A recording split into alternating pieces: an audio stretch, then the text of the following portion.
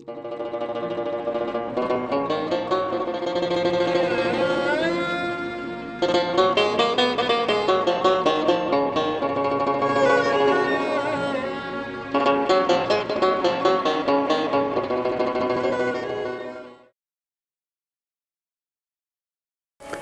राधे, प्रणिपात आप सभी को।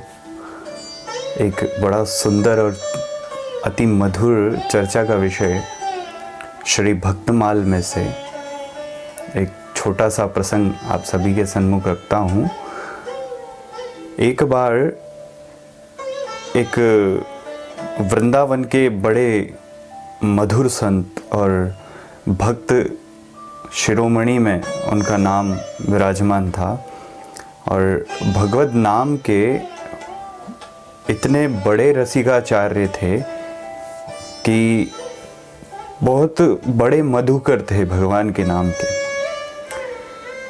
भगवत नाम अनुरागी संत स्वामी श्री चतुर्भुज दास जी महाराज, जो राधा वल्लभ संप्रदाय से ही थे और श्री राधा वल्लभ लाल के चरण अनुरागी थे, तो महाराज विराजमान रहते वृंदावन में और नित्य हरि कीर्तन करते, दिन भर हरि कीर्तन करते, हरि का नाम जपते। और महाराज सेवा तो सेवा ये थी कि जितने भी संत और जितने भी भक्त उनके पास आते तो प्रभु की चर्चा किया करते थे, प्रभु का ही नाम सुनाया करते थे। अब महाराज एक बार चतुर्भुज दास जी कहीं कथा कह रहे थे तो काफ़ी सारे संत और भक्तों की मंडली वहाँ विराजमान थी।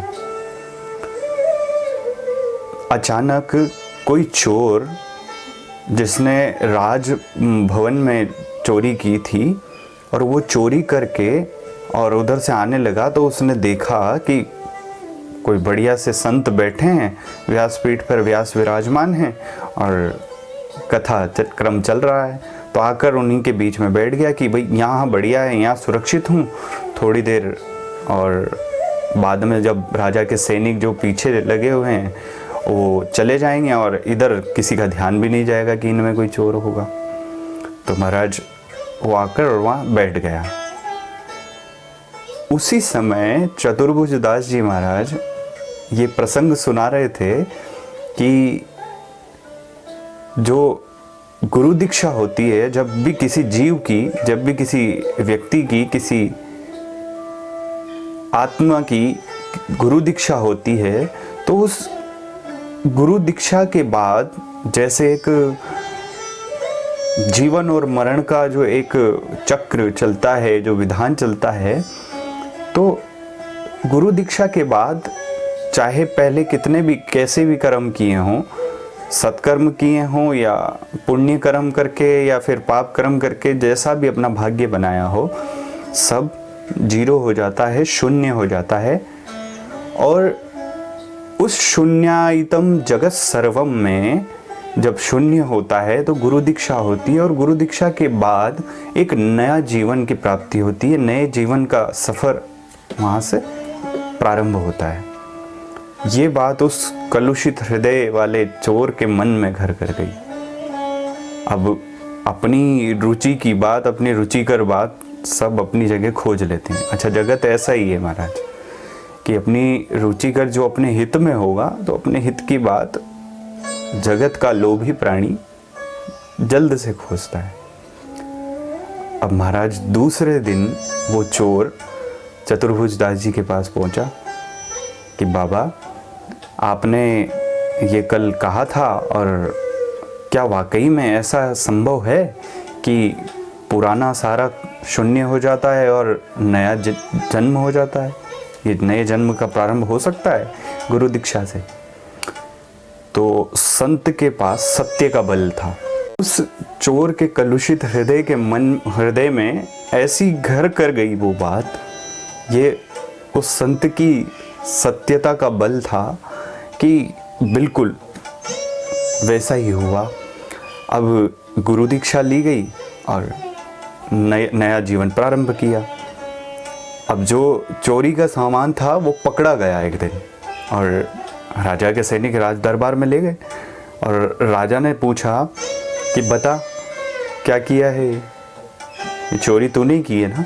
तो चोर बड़े ही निर्मल और साधारण भाव में बोला कि महाराज, इस जन्म में तो मैंने ऐसा कोई कृत्य नहीं किया, ऐसा कोई कर्म नहीं किया, इस जन्म में मैंने चोरी नहीं की है।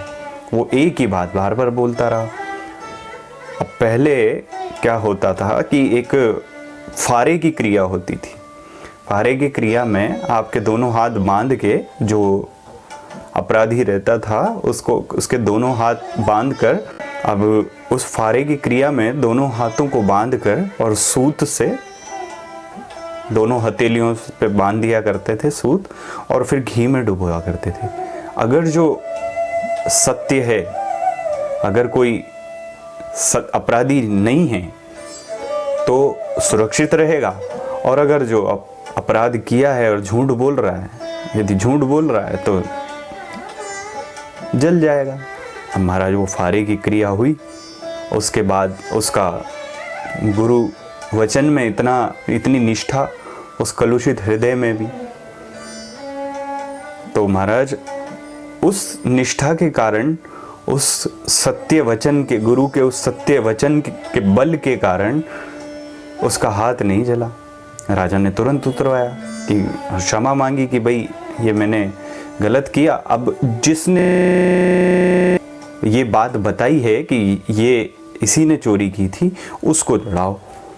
तो ये गुरु दीक्षा का परिणाम, ये सत्संग का परिणाम, ये गुरु कृपा का परिणाम कि उसके मन में भाव उजागर हुआ कि चोरी तो मैं नहीं की, अपराध तो मेरा है।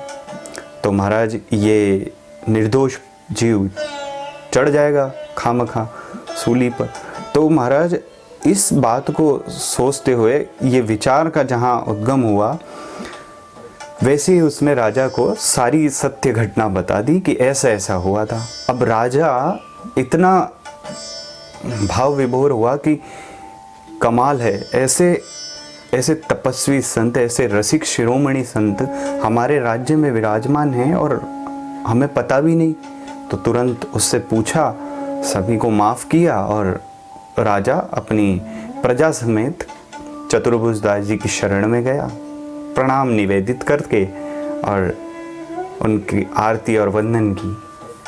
तो महाराज कहने का अभिप्राय कि हमारी पूर्ण निष्ठा हो गुरु वचन पर, शास्त्र वचन पर और प्रभु पर पूर्ण समर्पण भाव से पूर्ण निष्ठा हो तो स्वयं प्रभु भी कृपा करते हैं। श्री राधे।